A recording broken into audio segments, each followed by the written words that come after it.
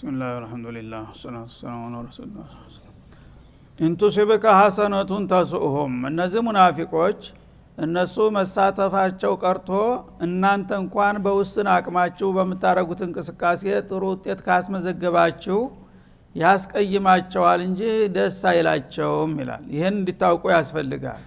እንግዲህ አንድ ሰው ሙእሚን ነኝ እስካለ ድረስ ካንተ ጎን ቆሞ እየሰገደ አንተ አንድ እንቅስቃሴ አድርገህ ለጥሩ ውጤት ስትበቃ እኛ ያው ባጋጠመን ችግር ሳንሳተፍ ቀረን፣ እናንተ ግን ሄዳችሁ ግዴታችሁን ተወጣችሁ ለጥሩ ውጤትም በቃችሁ፣ መንፈቀዳችሁኝ እንኳን አላህ ለዚህ አበቃችሁ ብለው በመደሰት ፈንታ ይቀየማሉ።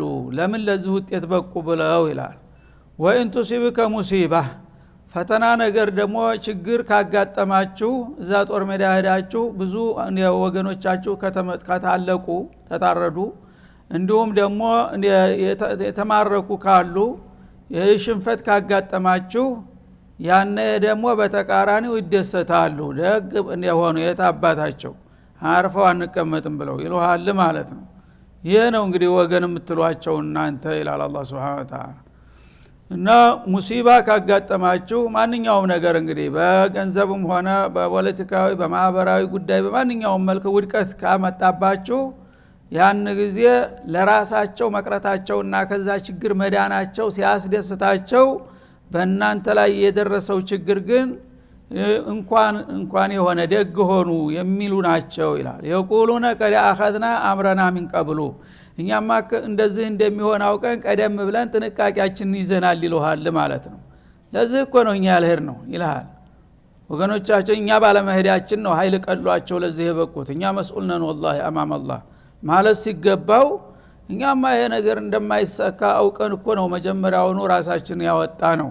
ስለዚህ አረፋ አልቅመጥም ብለው እየተቅነዘነዙ ሄደው አለቁ። የታባታቸው ደግ ሆኑ የስራቸው ነው ይባላል ነው የሚልህ። ሱብሃንአላህ። ወየተወለው ወሁም ፈሪሑን፣ ወገን ስለወደቀና ስለተጠቃ እነሱ ደስተኞች ሆነው እያሽቃቁ እየተደሰቱ ወደ ቤታቸው ይመለሳሉ። እንዲህ አይነቶቹ ናቸው እንግዲህ ሙእሚኖች ናቸው እየተባሉ እስከ ዛሬ ተናንተ ጋር ተቀላቅለው ሲተራመሱ የነበሩት። አሁን ግን ፈተናው ማንነታቸውን እየገለጸው መጣ ማለት ነው። እና في كل زمان ومكان الله الا يعلم من خلق واللطيف الخبير ነውና የፈጠራቸውን ፍጥረታቶች ባህሪያቸውን ውስጥም ላያቸውንም የሚያጌታ እናንተ አታቋቸውም ነበር። አሁን ግን በሂደት በፈተናው እያንዳንዳቸው ማንነታቸው አደባባይ እየወጡላችሁ ነውና እስተዛሬ መታለሉ ይበቃችኋል። አሁን ግን በይዘትና በሂደቱ ማንን ምን እንደሆነ ልታቁና ልትነቁ ይገባል ይላል አላህ Subhanahu Wa Ta'ala። ቁል ለን ዩሲበና ኢላ ማ ከተበ አላሁ ለና፣ እናንተ በእኛ ላይ በደረሰው ችግር የምትደሰቱ ከሆናችሁም ተደሰቱ ተጠቀማችሁ። እኛ ግን አላህ የጻፈው ነገር እንጂ አይደርስብንም። አላህ ገና ሳንፈጠር በፊት በዚህ ዘመቻ ጉዳት ይደርስባቸዋል ብሎ ወስኖ ከሆነ ያ ነገር አይቀርም፣ ደግሞ ኸይር ነው። ምን አለ ፊ ሰቢልላህ ብንወድቅ። አላህ ካላለ ደግሞ እናንተ ስለተመኛችሁም የሚመጣብን ነገር የለም እና የእናንተ መደሰትም ሆነ መቀየም የሚያመጣው ለውጥ የለም። እኛ በአላህ ያመን ስለሆን መጥፎውም መልካሙም በአላህ ውሳኔ ያለፈ ነው ብለን እናምናለን። ሆ መውላና፣ እሱ ደግሞ የኛ ዋቢያችንና ደጋፊያችን ነው። በአኽራም ሆነ በዱንያ ለኛ የሚበጀውን እንደሚመርጥልን እናውቃለን። ስለዚህ በዚህ ጦርነት ተጋፍጠን ለዲናችን መስዋዕት ከፍለን መሞታችን ሸሂድ መሆናችን የሚበልጥ መሆኑን አውቆ ከሆነ ያ ነገር ይመጣል፣ ኸይር ነው አላህ የመረጠልን ማለት ነው። እንደገና ደግሞ እንዲቀናንና ውጤት እንድናመጣም ሽቶልን ከሆነ ይሄም ሌላ ኸይር ነው። በማንኛውም መልኩ ለወዳጆቹ ኸይር ነው የሚሻው። ለጊዜው ያው አንድ ሰው አጀሉ ከደረሰ ታሞም ይሞታል አይደለም እንዴ? ታሞ ቤቱ እንደበግተ የሚሞት ያው ፊ ሰቢልላህ እንደ ጎበዝ ቢሞት ምን ችግር አለው? አላህ ዘንዳ ጥሩ ቦታ ያገኛልና ማለቱ ነው። ስለዚህ በእኛ ላይ የሚደርሰው እናንተ ጠላችሁም ወደዳችሁ ጌታ የጻፈውና የወሰነው ነገር ብቻ ነው። እሱ ደግሞ የኛ ወዳጅና ደጋፊ ዋቢያችን ነውና ምንም ችግር የለም። እናንተ ከፈለጋችሁ ተደሰቱ ፈንድቁ። ወዐለ አላህ ፈለተወከል ልሙእሚኑን፣ ምንጊዜም ቢሆን በአላህ ብቻ አማኞች ይመኩ። አማኞች ጌታቸውን አጥብቀው ከያዙ በእኽላስ ለሱ ብለው ከሰሩ በዱንያ ላይ የደረሰው ችግር ቢደርስም ዙሮ ዙሮ በዘለቄታው አትራፊዎች ናቸው። ይህንን አውቀው በዚህ ላይ የጸኑ እስከሆኑ ድረስ የግልጽ ጥላቶችም ሆነ ያስመሳዎቹ መደሰትና መተቸት ምንም የሚያመጣው ነገር የለም ብላችሁ መልስ ስጧቸው ይላል አላህ Subhanahu Wa Ta'ala። እንግዲህ አንድ ሰው አካሃዱ ጤናማ ከሆነ ከጌታው ጋር ያለው ግንኙነት አስተማማኝ ከሆነ በዱንያ ላይ የፈለገው ነገር ቢደርስበትም ሂዶ በዘለቄታው ለአላህ ብሎ ነውና የሚከፍለው መስዋዕት በሙሉ መጨረሻ ዲል ላይ መውጣቱ አይቀርም ማለት ነው። ቁል ሀል ተረበሱ ነቢና ለመሆኑ እናንተ ሙናፊቆች በእኛ የምትጠባበቁት ነገር አለ? ተንተዚሩ ነቢና ማለት ነው። ኢላ ኢህዲል ሁስነይን ከሁለት መልካም እድል አንዱን እንጂ በላቸው ይላል። እናንተ እንግዲህ ዛሂራችሁ እንኳን ሙስሊም ነን ብትሉ ውስጣችሁ ተሌሎቹ ተካፊሮች የተለያችሁ ባለመሆናችሁ በእኛ ላይ ሁልጊዜ ውድቀትና ጥፋት ነው የምትመኙት ያላችሁት። አልገባችሁም እንጂ እኮ በእኛ ላይ እንዲደርስ የምትመኙት መጥፎ ነገር ከሁለት አንዱ አያልፍም። ሁለቱም መልካም ነገር ነው። እናንተ ዘንድ ነው መጥፎ አድርጋችሁ የምታዩት። ሁለቱም መልካም ነገር ነው። ሁለቱም እንኳን ቢፈጸምብን አንጎዳም። ከሁለቱ አንዱ ደግሞ ከሆነ ያው ተቀነሰ ችግሩ ማለት ነው። እናንተ ግን ሁል ጊዜ በእኛ ላይ መጥፎ እንዲደርስ ነው የምትመኙት። ያ የምትመኙት ሳይሆን በእኛ ላይ የሚደርሰው ግን ሲሆን ሁለቱም መልካም አላህ ይሰጠናል። ሁለቱንም መልካም እድል ቢያንስ አንዱን አይነፍገንም በላችሁ መልስ ስጧቸው ይላል። ምን ማለት ነው? አንድ ሰው ፊሰቢልላህ በአላህ መንገድ በሚዘምትበት ጊዜ ሁለት አጅር አለው ቋሚ ማለት ነው። አንደኛ እንደማንኛውም ታጋይ በዙ በዱንያ ጥላቱን ተታግሎ ታሸነፈ የበላይነት ያገኛል ማለት ነው። ስልጣን ያገኛል፣ ገንዘብ ያገኛል፣ ክብር ያገኛል፣ ታሪክ ይከፍላል ማለት ነው። ይህ አንድ ውጤት ነው። አጀሉ ደርሶ ከሆነስ ይሰዋል። ከተሰዋስ ሙእሚን ለዲኑ ብሎ ከተሰዋ ከሰረ ማለት ነው። ሸሂድ እና ሐምዛ ጓደኛ ሆነ ምኑ ነው የተጎዳው? ከሁለት አንዱን አናጣም ማለት ነው። ወይ ዲላግ እንተን እዚሁ ዱንያ ላይ እናንተ ባላችሁት ይወድቃሉ ስትሉ የበለጠ አድገን ተመንድገን እንመጣለን፣ ኸይር አገኘን ማለት ነው። ወይ ደግሞ ይሄ ሳይሆን ቀርቶ ተተጎዳን ከተጠቃንም ከሞትንም እንኳን አልከሰርንም፣ ሌላውን ኸይር ደግሞ አግኝተናል፣ የበለጠውን ቋሚውን እድል አግኝተናል ማለት ነው። ስለዚህ ከሁለት መልካም እድል ሲሆን ሁለቱንም አላህ ሊሰጠን ይችላል። ቢያንስ ደግሞ አንዱን አናጣም። ወነህኑ ነተረበሱ ቢኩም እኛ ደግሞ በአጠፋው በእናንተ እንጠብቃለን። አንዩሲበኩም ላሁ ቢአዛብ ሚን ዒንዲህ በምትሰሩት ደባና ክፋት ሳቢያ አላህ ከሱ የሆነ ቅጣት መዓት እንዳወርድባችሁ እንጠብቅላችኋለን። እናንተ ያው ላያችሁ መልካም መስሎ ውስጣችሁ እሾክ ናችሁና አላህ ደባችሁን ስለሚያቅ ለእኛ መጥፎ ስትመኙ ያልጠበቃችሁት አደጋ አምጥቶ አላህ እናንተን እንዳያጠፋችሁ እንሰጋለን። አው ቢአይዲና ወይም ደግሞ እነዚህም እኮ ጥላቶቻችሁ ናቸው አላወቃችሁም እንጂ ብሎ አላህ ፍቃድና ትእዛዝ ቢሰጠን በእጃችንም ልናጠፋችሁ እንችላለን በሏቸው ይላል። ሱብሃንአላህ። እነዚህኞቹ እንግዲህ እህዲል ሁስነይን ነው የሚጠብቃቸው። እነዛ ግን አስዋ ሰይአይን ተውለት መጥፎ ነገር የከፋው ነው የሚጠብቃችሁ ማለት ነው። ከፈለገ አላህ በምትሰሩ ግፍና በደል ሳቢያ በፈለገው አደጋ ሊያጠፋችሁ ይችላል እኛ ሳንነካችሁ ማለት ነው። ከፈለገ ደግሞ እነዚህም ጥላቶቻችሁ ናቸውና እነሱ ላይ ጀምሩ ዘመቻውን ቢለን በእናንተ ላይ ልንዘምትም እንችላለን።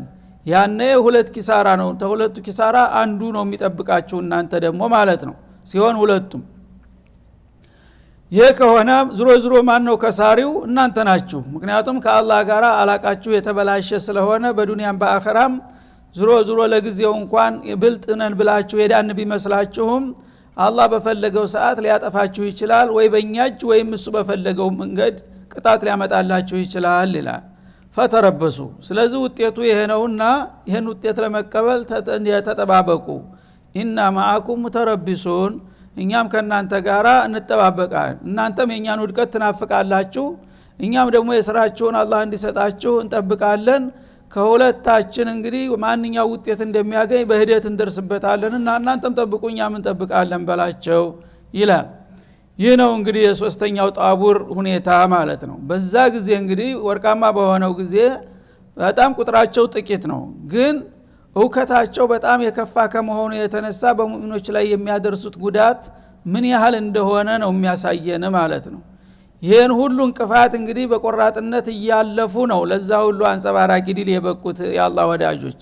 እና ስለዚህ አንዲት ኸይር እንቅስቃሴ ከተጀመረች የግድ ሙናፊቅ መምጣት አይቀርም፣ ሱነቱላህ ነው። ምክንያቱም አላህ ኢኽላስህን እየመዘነህ ነው የሚሄደው። እውነት አንተ ለስም ነው ለጉራ ነው ለጥቅም ነው ወይስ ለኔ ብለህ ነው ብሎ ያንን ነገር ለማጣራት የተለያየ እንቅፋት የእናትህ ልጅ ይመጣልሃል፣ ሌላ የውጭ አያስፈልግም። ወንድምህ፣ እህትህ፣ ሚስትህ እንቅፋት ትሆናለች። እና አርፋት ተቀመጥም እንደ አንተ ሰውዬ ልጆቻችን አናሳድግም እንዴ አንተ ብቻ ነህ እንደ ሙስሊሙ ትልሃለች ሚስትህ ራሷ ማለት ነው። እነ ምን አዝዋጅኩም ወአውላዲኩም አዱወ ለኩም ፈህዘሩ። በእኔ ጣልቃ ከገባ ማንም ሰው ጥላትህ ነው ይላል አላህ ሱብሓነሁ ወተዓላ። ሰው ጊዜ የኢማኑ የእምነቱ ተገዥ ነው። እምነት የሌለው ሰው ይችን ዱንያውን ማጣት አይፈልግም። በሱ ስሌት በሱ ግምት ያው ስለ ዲን እንቅስቃሴ ካደረግ ከአንድ ችግር ይመጣብሃል ብሎ ይጠብቃል። ያ ነገር እምነት ቢኖረው ኑሮ ቢመጣም ግድ የለም ለአላህ ነው ይል ነበር። እምነት የሌለው ሰው ግን አርፈ ተቀመጥ ነው የሚለው፣ ወዳጅ ዘመድ እንኳ የውጭ ሳይሆን ማለት ነው። ይሄ ነገር ባክ ችግር ታመጣብናለህ አንተ ሰው ያርፈ ተቀመጥ የሚሉ ይበዛሉ በተሰቦች ውስጥ።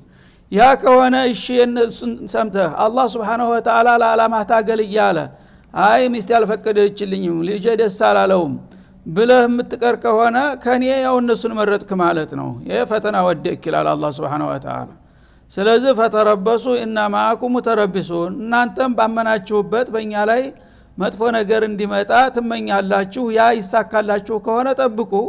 እኛም ደግሞ በጥፋታችሁና በክፋታችሁ አላህ ሊቀጣችሁ ይችላል፣ ወይም እኛን በላቸው ብሎ ሊያዘንም ይችላል። ያ ነገር እስከሚመጣ ድረስ ከሁለት አንዳችን ውጤቱን እስከምናይ መጠበቅ ይኖርብናል በሏቸው ይላል ማለት ነው። ወላ አንፊቁ ጠውዓን አው ከርሃ። እንደዛው ከመሆኑ ጋር አው ለዘመቻው አስፈላጊውን ስንቅ አውጡ በሚባሉ ጊዜ ስማቸው ሙስሊሞች ናቸውና አናወጣም ካሉ መጋለጥ ስለሚያስከትል ጨርሶ አርቃናቸውን ስለሚቀሩ ለማስመሰል ገንዘብ ያወጡ ነበር አብረው ሙእሚኖቹ ጋራ ማለት ነው። ያንን እንግዲህ ራሳቸውን ለመሸፈን ሲሉ የሚያደርጉት ነገር ነው። እንግዲህ አንድ ሰው በአካል አሞኛል በተሰብ እንደዚህ ነው ምናምን ብለው ቀሩ።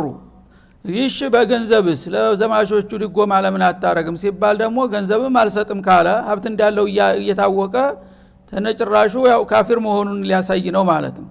ለዛ ገንዘብ ማውጣት ይገደዳሉ ማለት ነው። ገንዘብ ውስጥ ችግር የለም እናወጣለን ይሉና ያመጣሉ ገንዘብ ማለት ነው።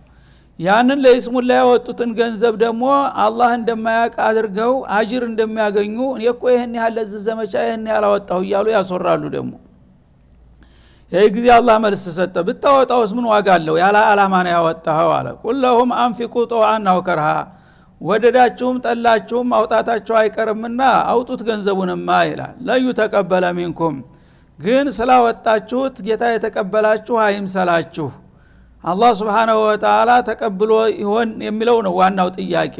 ሰው ግን ለይስሙላ ለጉራ ለዝና መግዣም ያልሆነ የማያምንበትን ነገር ያወጣል ገንዘብ እና ስላወጣችሁ ብቻ እንደ አለይታ አትቁጠሩት።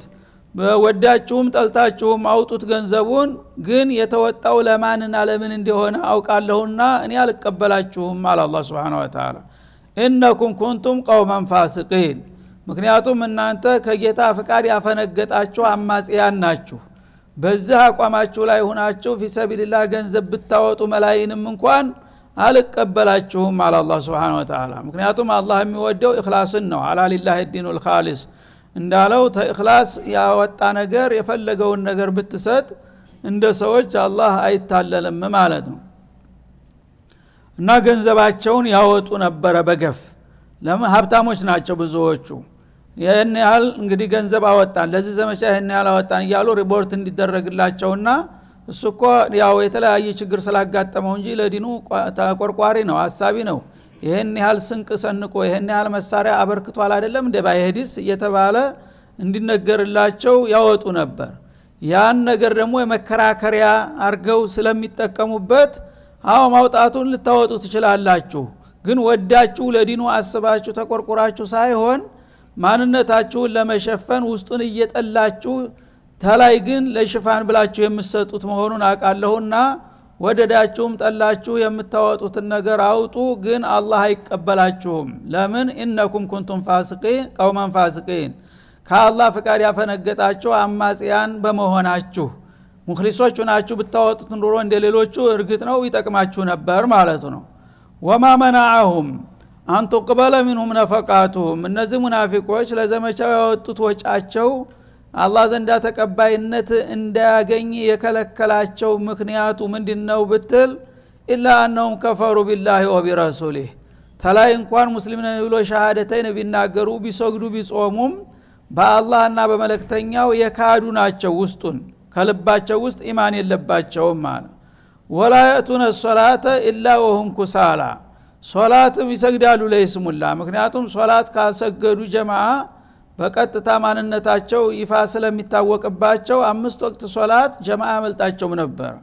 ዛሬ ግን በእድሜያቸው አንድ ቀን መስጂድ ማናያቸው ናቸው ለሙስሊሞቹ ዋና ተዋናኝ የሚባሉት ማለት ነው።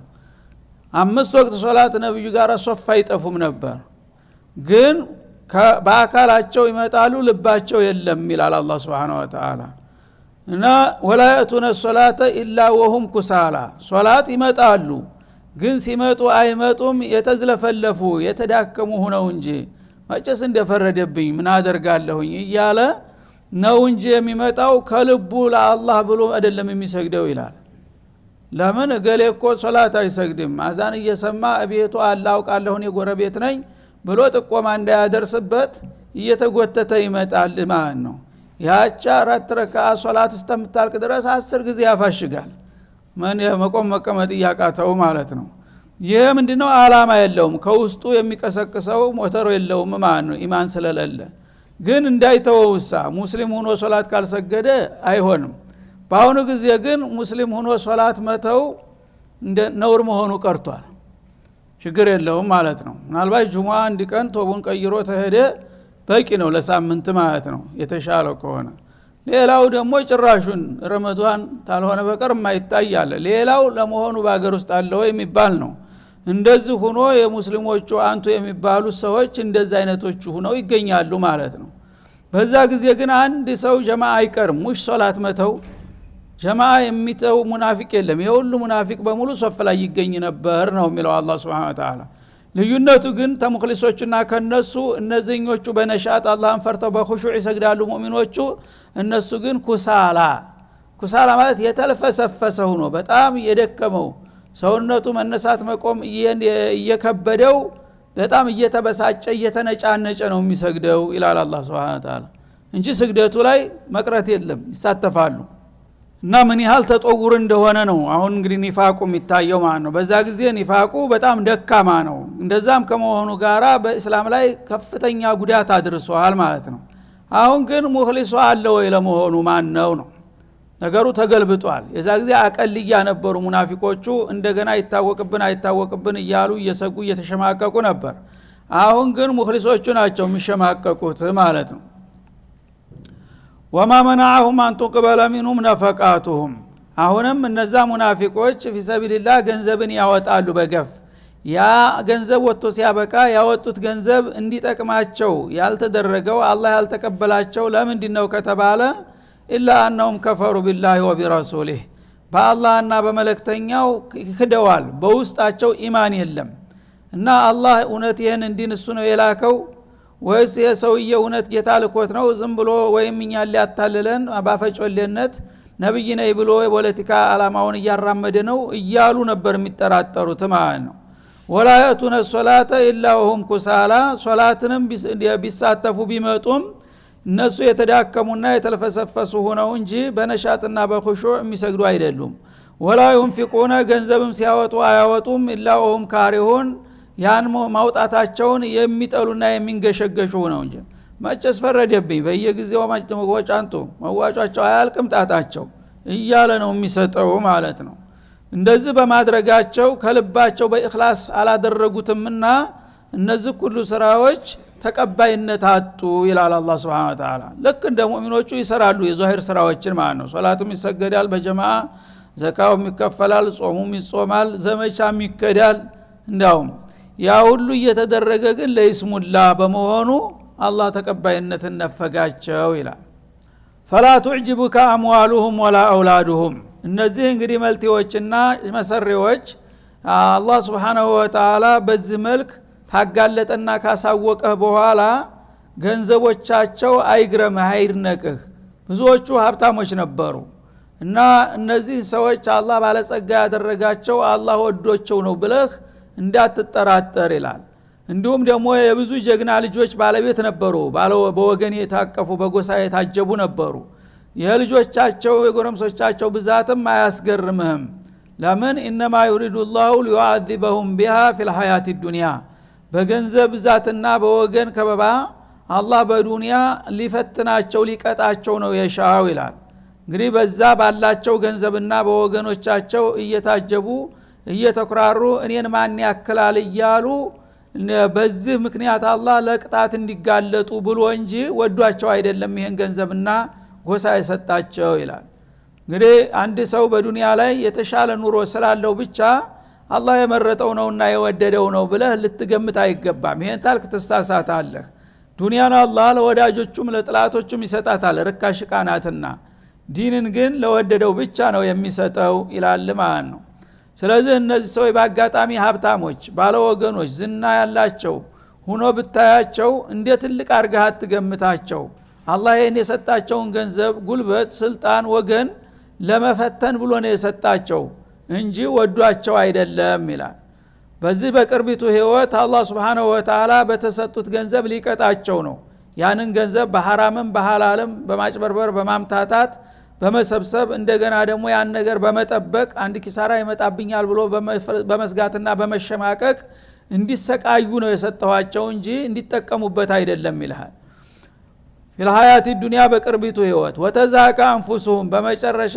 ያን ሁሉ ሐላሉን ሐራሙን ጋፈው አካብተው ሲያበቃ አጀል ድንገት ይደርስና ነፍሳቸው ትወጣለች ወሁም ካፊሩን እነሱ ኩፍራቸውን እንደተከናነቡ ይላል እንግዲህ አንድ ሰው በኩፍር ላይ ሆኖ በኒፋቅ ላይ ሆኖ የፈለገውን ያህል ሀብትና ክብር ቢያካብት ኩፍርን ይዞ የሚሄድ ከሆነ ጀሃነም ነው የሚጠብቀው እንዲህ አይነቶቹን ሰዎች እንደ ትልቅ ሰው አድርጋችሁ ልታደንቋቸውና ልትገረሙላቸው አይገባም ሊታዝኑላቸው እንጂ ማለቱ ነው ወይህሊፉነ ቢላህ እና ይሄ ደካማ ጎናቸው ደግሞ እንዳይታወቅና እንዳይነቃባቸው እናንተን የበለጠ ለማሳመን በአላህ ይምሉላችኋል ኢነሁም ለሚንኩም እነሱ የእናንተ አካል እንደሆኑ ማለት ነው እንግዲህ ያለበት ይገንበት እንደሚባለው ስጋት ይሰማቸዋል ብዙ ጊዜ ውስጣቸውን ያቃሉና ስለዚህ የቅርብ ዘመድና ጓደኛ ደግሞ ያቃል በእንቅስቃሴው የፈለገውን ያህል እንኳን ቢጠነቀቅ እገሌ እንኳን ደስ አይለኝም ይላል የቅርብ ሰው እና እሱን ባታምኑት ጥሩ ነው እያለ ጥቆማ ያደርሳል ያኔ ያ ነገር እንዳለ ስለሚያውቁ ደግሞ ሰው እንግዲህ በራሱ የማይተማመን ሰው ሲማማል ይውላል እንደሚባለው በተገኘው አጋጣሚ ሁሉ ወላሂ እኔ እኮ እንዳው ለዲኔ የፈለገው ነገር ብጠየቅ ወደ ኋላ አለለም እንደ ያለ ይምልላችኋል ይላል የውሸት መሐላ እናንተን ለመደለልና ለማታለል እንድታምኑት ይላል ወይህሊፉነ ቢላህ ምን ብለው በአላህ የሚምሉት ኢነሁም ለሚንኩም እኛ እኮ የእናንተ አካል ነን እነማል ሙእሚኑና ኢኽዋ አይደለም እንደ የተባለው ምን ነው እኛን ቸልቸል ትሉናላችሁ ምን ነው የጎርታውናላችሁ ይላል ማለት ነው ራሱ መናገሩ ነው ማን ጠየቀው አንተ ሙስሊም አይደለህ መስጂድ እንዳትመጣ ያለው ሰው አለ ግን በስሜቱ ይሰማዋል ይሄ እንደሚባል ሰው አስተያየቱ ሲያዩ ከንፈሩን የሚነክስበት አይጠፋም ይሄ ጊዜ ምን ነው ምን አጠፋሁኝ አንተ ቸላልከኝሳ ሰላም አትለኝም እንዴ ይልሃል ማለት ነው ሱብሃንአላህ ራሱ እየተናገረ ነው ወያህሊፉነ ቢላሂ ኢነሁም ለሚንኩም ወላሂ አላህን ፍሩ አላህ ይጠይቃችኋል በእኔ ነገር ለምን ሰው አዞን ታረጋላችሁ ለምን ነው የምትጠረጥሩኝ ሱብሃንአላህ ያልጠየቁትን ያልተጻፈለትን ያነባል ራሱ ማን ነው ካደል ሪዋ አንየኩን ኹዙን ይላል መሰለል አረብ አንዲ ተንኮል ያለበት ሰው ሳትጠይቀው በቃ በስሜት ብቻ እኔ ነኝ ይሄን ወንጀል የሰራሁት ብሎ ሊያጋልጥ ምንም አይቀረውም ይላል በገዛጁ